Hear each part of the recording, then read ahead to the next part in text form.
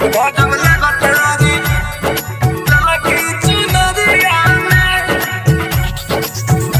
आकृति digital recording studio Hareram छोरा।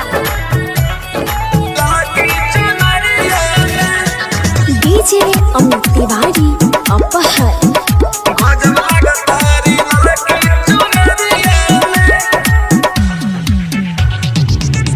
पूरा लाइट बत्ती लगा देले बा, हमरी मैया के घरवा सजा देले बा।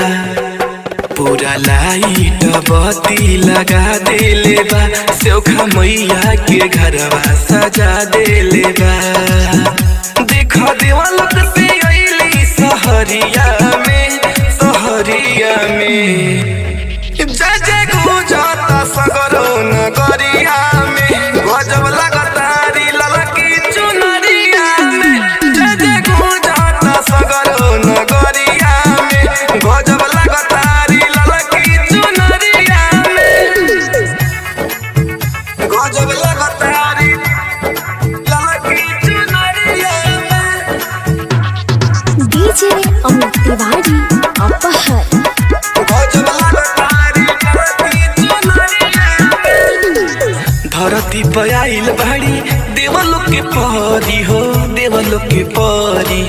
साल भर पे आइल बाड़ी दर्शन करी हो, दर्शन करी।